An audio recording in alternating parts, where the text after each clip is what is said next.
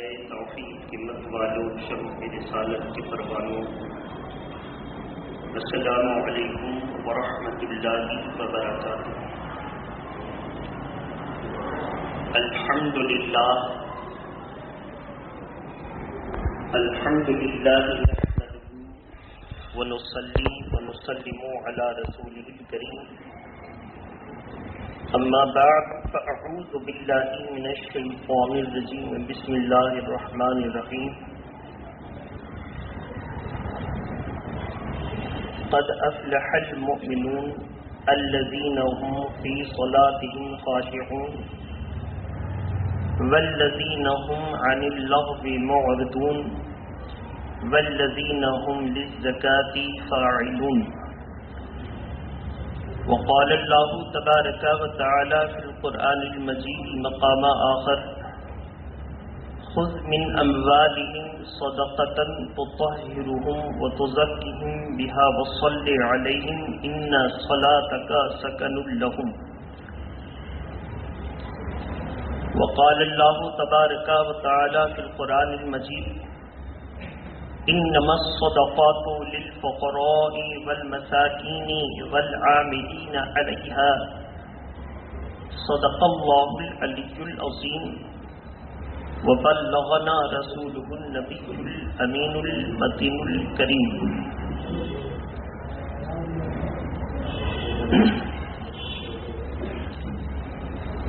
نماز اچھی، حج اچھا، روزہ اچھا، زکوٰۃ اچھی۔ نماز اچھی، حج اچھا، روزہ اچھا، زکوٰۃ اچھی، مگر میں باوجود ان کے مسلمان ہو نہیں سکتا۔ نہ جب تک کٹ مروں شاہ بطحا کی عزت پر، خدا شاہد ہے کامل میرا ایمان ہو نہیں سکتا۔ عزیزان ملت اسلامیہ، آج کی اس محفل میں اپنے اسلاف کے نقوش قدم کو چوم کر ان کے طریقہ پسندیدہ پر عمل کرتے ہوئے خطبہ مسنونہ کے بعد قرآن مقدس کی مخصوص 3 جگہوں سے آیات کریمہ کو زکوٰۃ، صدقات، فطرہ ادا کرنے سے متعلق میں نے پیش کیا ہے۔ اللہ تبارک و تعالی ہم سبوں کو جس طرح ہم نماز سے متعلق اللہ کے حکم کو سن کر سر جھکاتے ہیں، اسی طرح اللہ کے تمام احکام کے پابند ہو کر کے جب ہم اس کی بارگاہ میں رجوع لائیں گے تو انشاءاللہ تعالی ہمارا اور آپ کا استقبال اللہ تبارک و تعالی اپنی مہربانیوں سے فرمائے گا۔ محبت کے ساتھ چند باتیں گوشے گزار کرنی ہیں، اور اس کے ساتھ ایک تنبیہ بھی رکھنی ہے سامنے کہ آج عالمی اعتبار سے کرونا وائرس اپنی پوری آب و تاب کے ساتھ پھر دنیا میں اپنا فعال صورتحال کو اختیار کرتا جا رہا ہے۔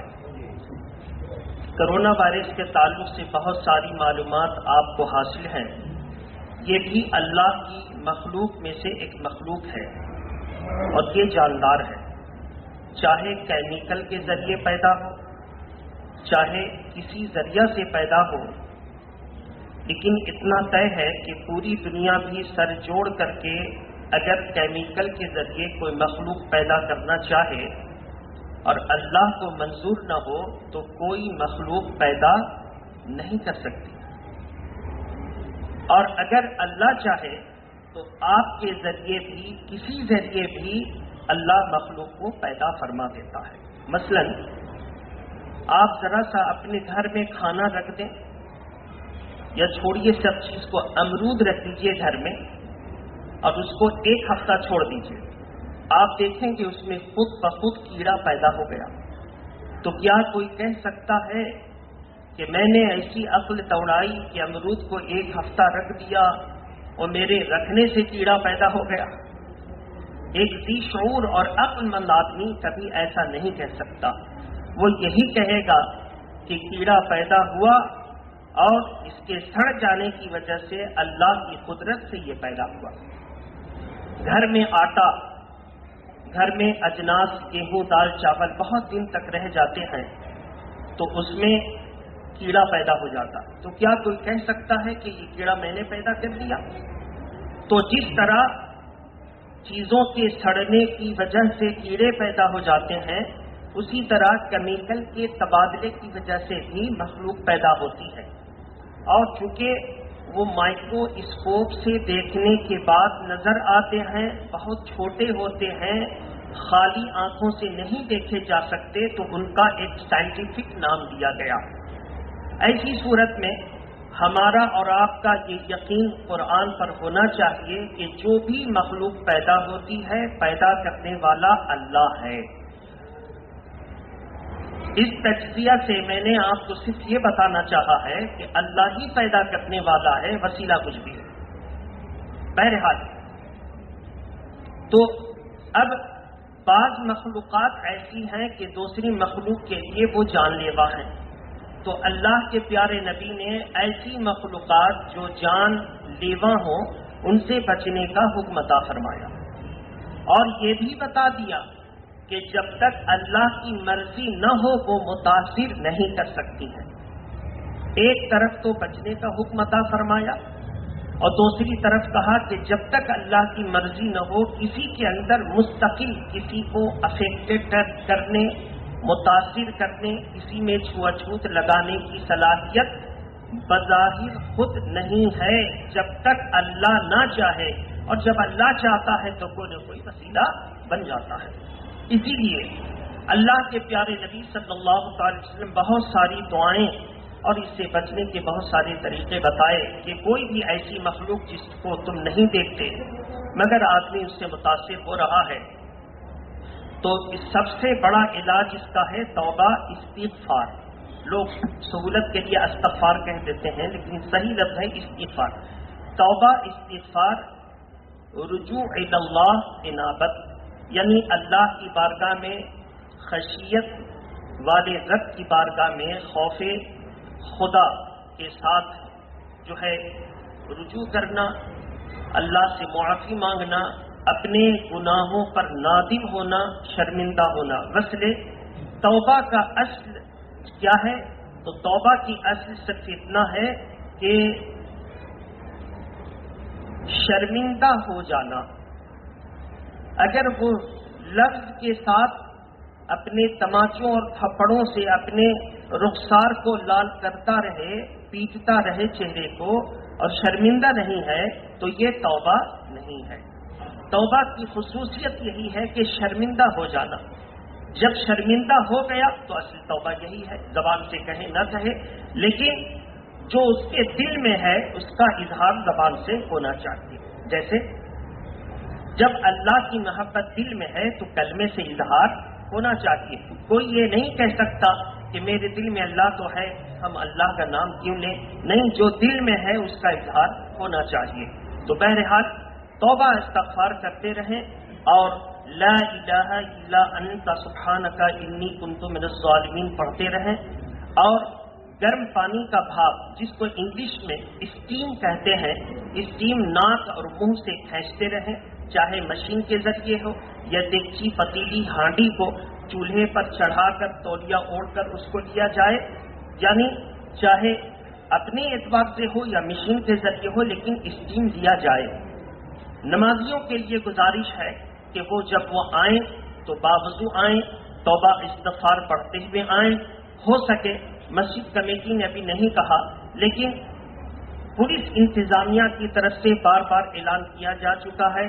چاپدانی میونسپلٹی اور بلکہ جہاں جہاں ایسا ہے وہاں کی میونسپلٹیوں اور حکومتوں کی طرف سے انتباہ جاری ہو چکا ہے کہ لوگ ہوشیار رہیں، اپنے جان کی حفاظت کریں اور مسلح آپ کو اپنا لانا ہے.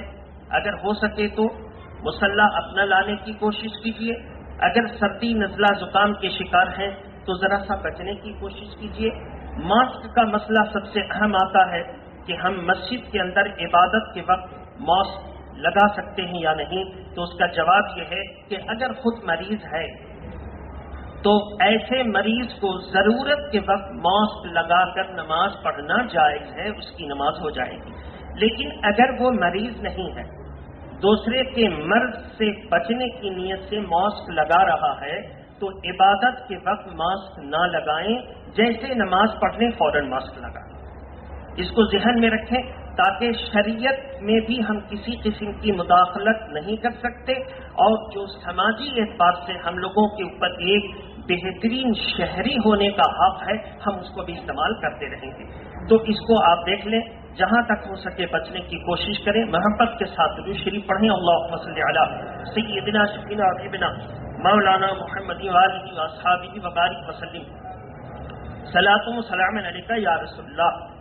اللہ تعالیٰ نے قرآن مجید کے 10ویں پارے میں ارشاد فرمایا، انما الصدقات للفقراء والمساکین والعاملین علیہا۔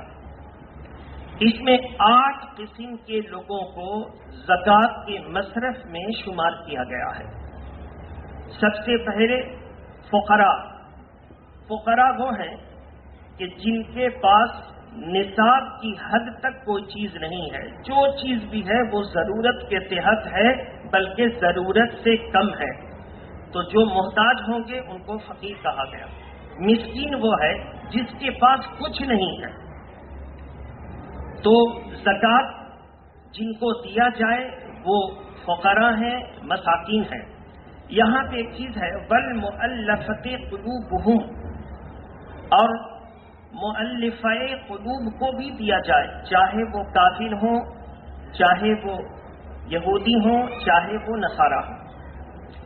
یہاں پہ آ کر کے بعض عوام کی تو بات چھوڑ دیجیے، بعض عالم کہلانے والے لوگ اور خاص طور پر بد مذہبوں کے جو عالم ہیں وہ کہتے ہیں کہ رفاہ عام میں زکوٰۃ کی رقم خرچ کر سکتے ہیں۔ مثلا ایک کووڈ-19 ویکسینیشن کے لیے ہاسپٹل تیار ہوا، کیا اس ہاسپٹل میں گیس اور دیگر اخراجات کے مد نظر زکوٰۃ کی رقم دی جا سکتی ہے؟ مثال جواب اس کا یہ ہے کہ ایسی ضرورت کے لیے آپ دیگر مصارف سے آپ اپنا خرچ تو کریں، لیکن زکوٰۃ صرف مومن کا حق ہے۔ کس کا حق ہے؟ زور سے بول کے، صرف مومن کا حق ہے۔ تو مومن کے حق کو مار کر کے عام لوگوں کو دے دینا، یہ حقوق العباد میں بھی حق تلفی ہے اور اللہ کے حکم سے عدولی بھی ہے، دونوں سزا ملے۔ مثال کے طور پہ آپ خود دیکھ لیجئے کہ گورنمنٹ آف انڈیا اگر کوئی بجٹ پاس کرے کہ اس کا پورا خرچہ صرف فوجیوں کو جائے گا، کس کو جائے گا؟ فوجیوں کے ساز و سامان کے لیے 5000 کروڑ روپیہ اس نے مختص کیا، اس کو دیا۔ فوجیوں کے ساز و سامان ابھی آنے کی بات چل ہی رہی تھی، ایک بہت آفات آ گئی، مطلب سونامی آ گیا، اللہ محفوظ رکھے، تو کیا اب اسی رقم کو دوسری جگہ خرچ کیا جا سکتا ہے؟ وہ مجرم ہو جائے گا۔ تو جب گورنمنٹ نے جس کام کے لیے، جس کو دینے کے لیے پیسہ دیا، اگر اس کو نہ دے کر دوسرے کو دیا جائے، کام تو بہت اچھا ہے، لیکن دوسرے کو دیا جائے تو آدمی قانون کی نظر میں مجرم ہے۔ تو اللہ نے زکوٰۃ اور صدقات واجبہ کا مستحق صرف مومن کو قرار دیا، مومن کو چھوڑ کے اگر کسی کو دیا جائے گا تو وہ اللہ کا مجرم ہوگا یا نہیں ہوگا۔ کہنے کو تو بڑا اچھا لگتا ہے کہ ہم لوگ اتنا بڑا کام کر رہے ہیں، اتنے لوگ مر رہے تھے، ان کو ہم نے زندہ کرنے کی کوشش کر دی، بہت اچھا لگتا ہے، لیکن بنیادی طور پر غلط کہاں ہے وہ دیکھ لیجیے۔ بہرحال درود شریف پڑھیں، اللہم صلی علی سیدنا شفیعنا حبیبنا مولانا محمد وعلی آلہ واصحابہ وبارک وسلم۔ صلاۃ و سلام علیک یا رسول اللہ صلی اللہ تعالی علیہ وآلہ وسلم۔ رہی بات مدد کے لیے، تو اپنے دوسرے پیسے سے جو واجبات میں سے نہ ہو، زکوٰۃ میں سے نہ ہو، دوسرے پیسے سے انسانیت کے اعتبار سے جس کو چاہیں مدد کریں. یہ رمضان المبارک غم گساری کا مہینہ ہے اور اس میں جتنی غم گساری کی جائے وہ بہتر ہے. جو لوگ کہتے ہیں کہ مثلا ایک ہاسپٹل ہے اور اس میں زکوٰۃ کی رقم کے لیے اخبار میں اعلانات آتے ہیں کہ فلانے نام کے ہاسپٹل کے لیے آپ لوگ زکوٰۃ اور خیرات فلاں فلاں صاحب کے پاس جمع کروا دیں. ایسی صورت میں کیا زکوٰۃ کی رقم کو ہاسپٹل پر خرچ کیا جا سکتا ہے؟ جواب سنیے. اگر آپ میرے جواب سے مطمئن نہ ہوں تو آپ کو شور شرابہ کرنے کی ضرورت نہیں ہے. سنی صحیح العقیدہ عالم کے سامنے بیٹھیں، آپ اپنے مسئلے کو رکھیں. اگر وہ میرے بتائے ہوئے کے علاوہ کچھ کہتے ہیں تو آپ ان سے تحریر لکھوا لیں، میرے پاس لائیں اور پھر آپ مجھ سے کہیں کہ آپ توبہ کر لیجیے اس لیے کہ آپ نے غلط مسئلہ کہا ہے. یہ صحیح طریقہ. چلا چلی شور شرابہ اسلام میں بد امنی پھیلانا برداشت نہیں ہے. بہرحال تو میرے محترم بزرگ اور دوستو، ہاسپٹل میں زکوٰۃ اور فطرہ کی رقم خرچ کرنا، مدرسے کے در و دیوار اور مدرسے کی زمینات پر خرچ کرنا، مساجد میں خرچ کرنا، ہوٹل میں خرچ کرنا جس کو سرائے کہتے ہیں کہ لوگ مسافر جائیں گے اس میں رہیں گے، فری آف کاسٹ رہے گا، نشلک رہے گا، کوئی اس میں چارجز نہیں لگیں گے، وغیرہ وغیرہ کے لیے تعمیرات پر خرچ کرنا، یہ زکوٰۃ کے مستحق نہیں ہے، ان کو زکوٰۃ نہ دی جائے. کسی نے کہا کہ مولانا صاحب ہم کو مدرسہ کے لیے زمین خریدنی ہے تو آپ میرے لیے چندہ کا اعلان کر دیں. تو یاد رہے مدرسہ کی زمین اور مدرسہ کی در و دیوار اور مدرسہ کی عمارت پر زکوٰۃ و فطرہ کی رقم خرچ کرنا جائز نہیں ہے. اس کو ذہن میں رکھیں، جائز نہیں. وہ رقم جو لی جاتی کیوں لی جاتی ہے؟ جو مدرسہ میں غریب بچے پڑھتے ہیں ان کے پڑھانے کا انتظام کیا جاتا ہے.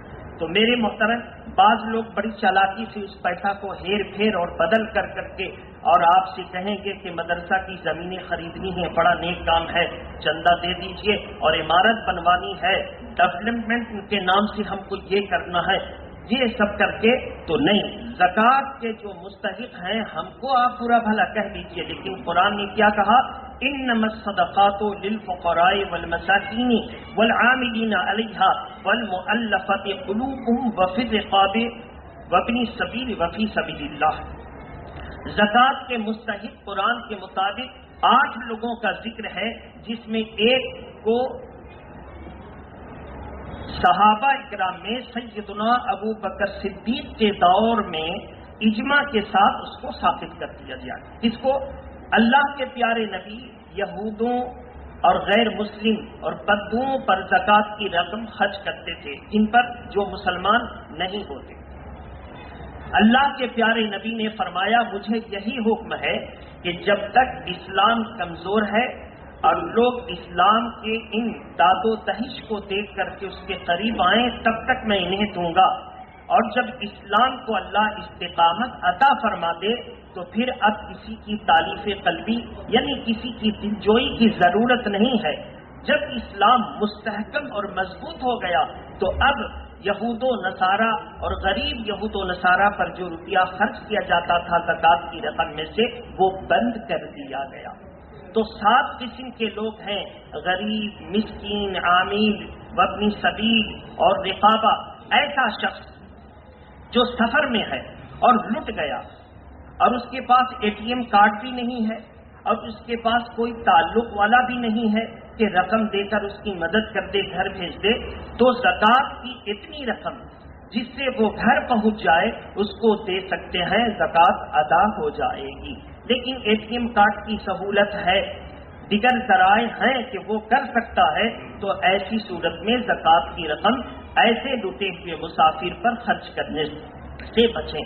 اس مسافر پر خرچ کر سکتے ہیں اگرچہ وہ مالدار ہے لیکن ابھی لٹ چکا، کوئی ذریعہ نہیں ہے، تو ایسی صورت میں اس پر خرچ کر سکتے ہیں. تو بہرحال مدرسے میں غریب بچے مستحق یتیم پڑھ رہے ہیں تو ایسی صورت میں یتیم اور غریبوں کے پڑھنے کے خرچ کے لیے زکوٰۃ جمع کروائی جاتی ہے، اور وہ ایک مدرسے کا اسلامی اصول کے مطابق وہ قانونی نظام ہے.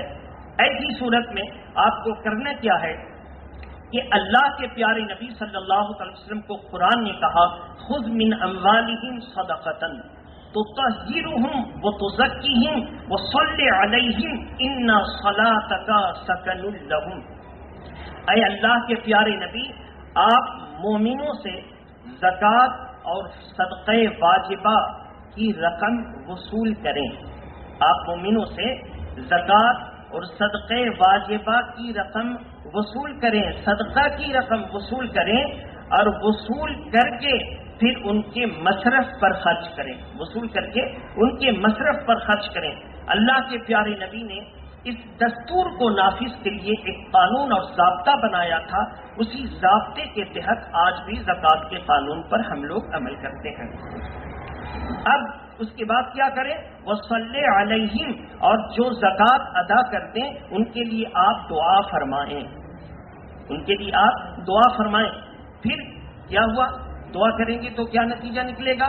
تو قرآن ارشاد فرماتا ہے ان صلاتک سکن لہم، بے شک آپ کی دعائیں جب اس زکوٰۃ دینے والے کے حق میں نکلیں گی تو زکوٰۃ دینے والے کے دل کو چین اور سکون ملے گا۔ تو اس لیے جب زکوٰۃ جمع کی جاتی ہے تو زکوٰۃ آپ مجھے نہیں دیتے، زکوٰۃ آپ کسی کو نہیں دیتے، زکوٰۃ کا آپ وکیل بناتے ہیں۔ مثلا امام صاحب یہ آپ نے زکوٰۃ کا اعلان کیا، یہ رقم آپ کے پاس جمع ہے، اس کو آپ زکوٰۃ کے مد میں خرچ کریں، تو اب میں وکیل ہو گیا۔ اگر آپ نے کچھ کہہ دیا کہ فلاں مدرسے کو دیں اور وہ مدرسہ مستحق ہے تو اس میں دے دیا جائے، تو ایسی صورت میں وکیل بنتا ہے، مصرف نہیں ہے، وکیل بنتا، اور وکیل بن کر کے جہاں کے لیے کہا گیا وہاں روپیہ جمع کرنا اس پر ضروری ہو گیا، اس پر ضروری ہو۔ بڑا عمدہ قانون ہے لیکن لوگ اس پر عمل نہیں کرتے۔ ایک چیز کی میں اور اجازت لیتا ہوں، مثلا آپ نے زکوٰۃ کے لیے 1000 روپے دیے، اس کو آپ فلاں جگہ کے لیے جمع کر دیں، تو میں اجازت لے لیتا ہوں یہ آپ سے ابھی بھی، اور گزشتہ سال بھی میں نے لیا تھا، کہ کچھ لوگ آتے ہیں اور وہ یا تو نوٹ مانگتے ہیں یا خدرہ۔ اب ظاہر ہے جب وہ مجھ کو کہیں گے کہ مجھ کو نوٹ دے دیجیے تو وہ 2000 کے نوٹ ان کو نکال کے دیں گے، ان سے ہم خدرہ لے لیں گے، یا پھر خدرے کی ضرورت پڑے گی 2000 کی نوٹ ان سے لیں گے، ہم خدرہ دے دیں گے، تو گویا آپ کی رقم ہیر پھیر ہوتی رہی۔ آپ کی رقم کرنسی وہی ہے جو رسید میں لکھ دی گئی، جو ڈائری میں لکھ دی گئی جمع ہوگی، لیکن آپ کی رقم جو دیا تھا آپ نے وہ ہیر پھیر ہوتی رہی۔ تو اس کی آپ کو اجازت اس لیے میں لے رہا ہوں تاکہ اطمینان رہے اور شریعت کے دائرے میں بھی صحیح رہے کہ میں لین دین میں تو تبدیل کرتا رہوں گا، لیکن جو لکھا جا چکا ہے اس میں کوئی تبدیلی، زور سے بولیے، اس میں کوئی تبدیلی نہیں ہوگی۔ اس کو ذہن میں رکھیں، یہ لین دین میں تبدیلی کی اجازت آپ کو دینی ہوگی، نہیں تو پھر کام نہیں چل سکے گا۔ ہم کس کا روپیہ جمع جوڑیں گے اور کہاں ہم پھر کیا کریں گے۔ بہرحال بڑا اصول ہے اس کا سخت، اور جو اللہ سے زیادہ ڈرتے ہیں وہ اس کو فالو کرتے ہیں، نہیں تو پھر زکوٰۃ کی رقم برباد ہوتی رہتی ہے۔ لوگ سمجھتے ہیں کہ ہم نے جو زکوٰۃ دی میری رقم تو ادا ہو گئی مگر میرے کاروبار میں نقصان ہو گیا۔ اب ذرا اس کو سن لیں۔ تو سب سے پہلے مزاج بنائیں کہ ہم کو زکوٰۃ کی رقم کے دینے میں سب سے پہلے اپنا قریبی خاندان، بولیے سب سے پہلے، زور سے بولیے، اپنا قریبی خاندان، رشتہ دار، پاس پڑوس، سب سے پہلے وہ آپ کے مستحق ہیں۔ اس کے بعد اگر بچے تو آپ مستند مدرسہ میں، میرے پاس 5 مدرسے کی رسیدیں ہیں، یا نہیں 2 رسید تو نہیں آئی، ڈائری میں ہم اس کو لکھ لیں گے، آپ دے سکتے ہیں۔ فطرہ کی رقم کے بارے میں کہا گیا 2 کلو 47 گرام یا 2 کلو 45 گرام آٹے کی قیمت آپ کو فطرہ میں دینی ہوگی۔ بہت سے لوگ اس تعلق سے ذرا بتا دیں کہ عام فطرہ کی طرح وہ فطرہ نکالتے ہیں جبکہ وہ مالدار ہوتے ہیں۔ جب ان کو عام کھجوریں دی جائیں تو وہ عام کھجوریں نہیں کھاتے، وہ اعلیٰ قسم کی کھجوریں کھاتے ہیں اور اسی سے افطار کرتے ہیں۔ تو ایسے شخص جو مالدار ہیں، صاحب ثروت ہیں، ایسے اشخاص کے لیے حکم ہے کہ وہ اگر اعلیٰ قسم کی کھجوروں کے کھانے کے عادی ہیں تو ان کو فطرہ میں اعلیٰ قسم کی کھجوریں، مثلا 4 کلو 90 گرام کھجور کی قیمت معلوم کریں اور اس کو زکوٰۃ میں دے دیں. کتنے؟ 4 کلو 90 گرام کھجور کی قیمت میں زکوٰۃ دیں. ان لوگ جو مالدار ہیں، جو عام لوگ ہیں، جو زیادہ مالدار نہیں ہیں مگر نصاب تک پہنچے ہیں اور فقیر بھی نہیں ہیں، ان کے لیے فطرہ کی کتنی رقم ہے؟ ان کے لیے 60 روپے. کتنی رقم ہے؟ فطرہ کی رقم جو گزشتہ سال تھی اسی کو برقرار رکھا گیا. کہیں گیہوں کی قیمت کم ہے، کہیں زیادہ ہے، اس کو چھوڑیے، جو زیادہ نکال دیں وہ اللہ خوب جانتا. 60 روپے فطرہ کی رقم ہے اس 1442 ہجری میں. تو 60 روپے. لیکن کیا 60 روپے سب کے لیے؟ اللہ کے پیارے نبی نے فطرہ نکالنے کے لیے 4 چیز کو نصاب قرار دیا: کھجوریں، کشمش، منقع، جو. کشمش منقع دونوں کے ایک میں شمار کیا. کھجوریں، کشمش، منقع 2 ہو گئے. جو اور گیہوں، ان 4 چیزوں سے فطرہ ادا کرنے کا حکم ادا فرمایا. تو اگر کوئی گیہوں کے نصاب سے فطرہ ادا کرنا چاہے تو اکثر لوگ ہیں، لیکن کوئی زیادہ مالدار ہے، وہ غریبوں کو زیادہ نفع پہنچانا چاہے تو وہ کشمش کے بارے میں پتہ کرے، منقع کے بارے میں پتہ کرے. کشمش، منقع اور کھجوریں اور جو، یہ چاروں چیزیں ہو گئیں 4 کلو 90 گرام. گیہوں 2 کلو 45 یا 47 گرام. اس کی قیمت معلوم کی جائے. جو عام نصاب کے لوگ ہیں وہ 60 روپیہ نکالیں، اور جن کو اللہ نے حیثیت دی ہے وہ غریبوں کو نفع پہنچانے کے لیے وہ 4 کلو 90 گرام کھجوریں، 4 کلو 90 گرام منقع، 4 کلو 90 گرام کشمش اور 4 کلو 90 گرام جو کی قیمت یا اس کے آٹے کی قیمت معلوم کریں اور اسی حساب سے وہ فطرہ نکالیں تاکہ ضرورت مندوں کو زیادہ سے زیادہ نفع پہنچے. اور جو اللہ کی راہ میں زیادہ بہتر دے گا اللہ اس کو زیادہ بہتر عطا فرمائے گا. اپنی اپنی حیثیت دیکھ لیجیے، کوئی کسی کو نہ دیکھے، اپنا اپنا سب دیکھے. بہرحال اس کے بعد اب ہم آتے ہیں اس طرف کہ زکوٰۃ کے معاملات میں ہم کو کرنا کیا چاہیے. محبت کے ساتھ درود شریف پڑھیں. اللہم صلی علی سیدنا شفیعنا حبیبنا مولانا محمد وآلہ واصحابہ وبارک وسلم. صلاۃ و سلام علیک یا رسول اللہ. زکوٰۃ کے معاملے میں 1000 روپے میں 25 روپے زکوٰۃ نکلتی ہے. کتنا؟ 1000. آپ سونا، چاندی، نقدی رقم سب کو ایک جمع کر دیجیے. ایک جگہ جمع کرنے کے بعد اگر یہ ساری چیزیں مل کر 52.5 تولہ چاندی کی قیمت کو پہنچ جاتی ہیں تو آپ کے اوپر زکوٰۃ فرض ہے. کب؟ جبکہ ان تمام چیزوں پر حولان حول گزر جائے، یعنی 1 سال کم سے کم گزر جائے.